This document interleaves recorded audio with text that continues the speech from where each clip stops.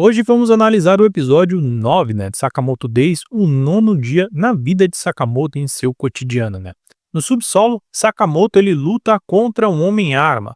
Enquanto isso, a gente vê que a Lu e o Dr. Asakura tentam escapar dos assassinos nos corredores do laboratório. Vemos também que a luta contra a Seba se intensifica, Após Seba ser atingido, ele procura uma brecha ali para poder tentar achar e acertar Reisuke. Mas Reisuke não está para a brincadeira, Ele atira contra a Seba mesmo não vendo onde está mirando, mas sim tentando acertar ali a sua cabeça, Mas Seba se desvia por muito pouco e a bala pega de raspão em seu ombro. Seba então usa seu uniforme que tem a habilidade de se camuflar, E corre enquanto Reisuke atira, Usando a localização de seus passos, Então o Seba tira o casaco e joga algo ali na direção do Reisuke, que acerta o seu ombro, o deixando impossibilitado, de atirar por alguns minutos, Seba então revela que ele não tem a habilidade de ficar invisível, mas sim aquele uniforme que ele está usando, ou seja, é um uniforme tático, Mas Reisuke é osso duro de roer, Ele tenta acertar Seba mais uma vez, mas o tiro pega de raspão, E Seba, sem hesitar, acerta um golpe em Reisuke, que acaba o deixando ferido. Reisuke então usa sua carta na manga e atira, novamente. O tiro ricocheteia na parede e Seba acha que ele errou, o tiro, Mas ele acerta o sprinter d'água, que molha o uniforme tático de Seba, o deixando visível. Então, Shin se aproxima por trás e aplica um golpe em Seba, que o acaba apagando. A luta no subsolo acaba ficando intensa, E o Homem-Arma diz a Sakamoto que o laboratório vai explodir ali em aproximadamente 20 minutos. Mas Sakamoto rebate dizendo que só precisa de 5 minutos para derrotar ele.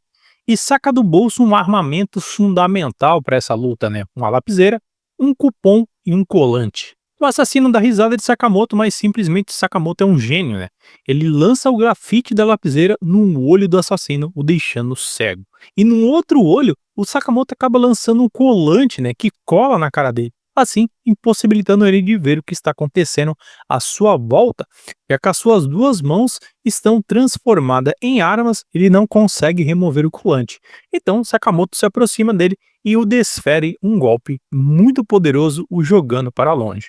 O assassino, então, em uma tentativa frustrada, ele prende Sakamoto com alguns cabos de aço ali de seu braço, Mas Sakamoto aproveita e acaba fazendo um wakeboard ali pela linha do trem, Deixando o assassino totalmente incrédulo com o que está acontecendo e vendo, Sakamoto, então, usa aquele panfleto de papel, cara, e corta o cabo de aço como se não fosse nada, Deixando o assassino totalmente impressionado com tal feito, Então a batalha continua, e ambos acabam entrando ali depois que quebrou a parede dentro do túnel do metrô, E ficam dentro do vagão, aonde estão todas as pessoas, E as pessoas acabam olhando para eles e pensando o que está acontecendo ali, O assassino reflete sobre Sakamoto, ser o lendário assassino e interpreta que ele é um especialista, em usar o ambiente a seu favor e tudo que está em volta, E se pergunta naquele momento aonde ele está.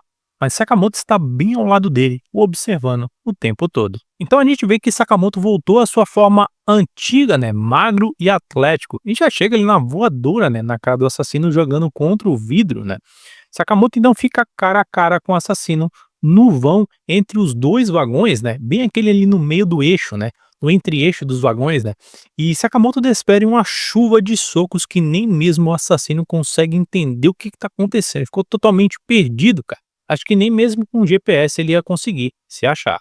O assassino então acaba apelando, E usa um canhão que sai do seu peito e atira contra Sakamoto, jogando ali para fora do trem, Achando que venceu Sakamoto, então ele acaba relaxando sentado ali na poltrona, do vagão.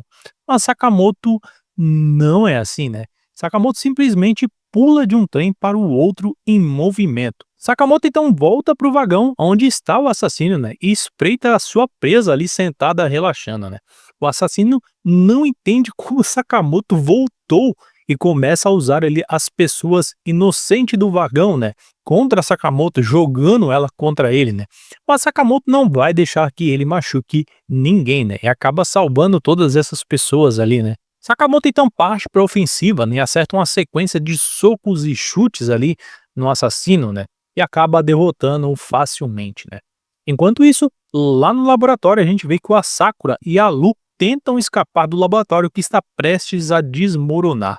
E Shin acaba encontrando os dois, né? A gente vê que Lu Heisuke e Doutora Sakura agora estão todos juntos, né, no mesmo local. Shin agora corre contra o tempo, porque faltam 10 minutos, né, para o prédio desmoronar, né? E tem muitas pessoas ainda lá dentro presas, né?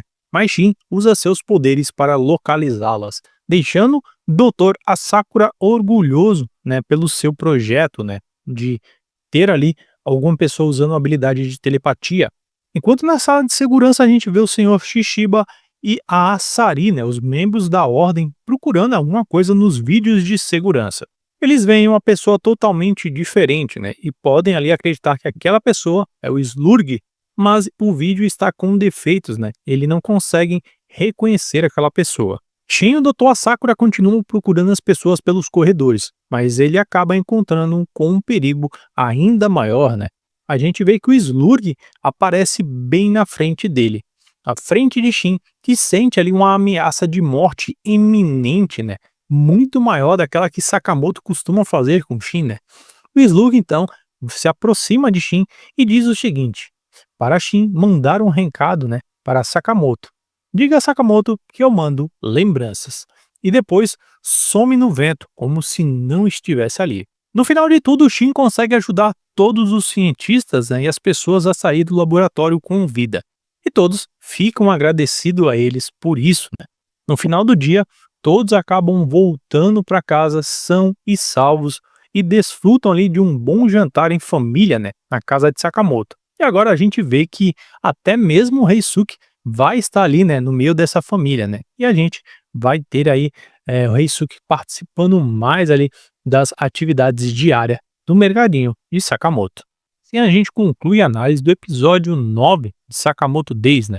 Que simplesmente está fantástico. Mas antes de encerrar, não se esqueça de ficar ligado nos próximos vídeos, que a gente vai trazer mais notícias, curiosidades, informações imperdíveis sobre filmes, séries, animes e outras novidades do universo nerd. Eu vou ficando por aqui. Até mais.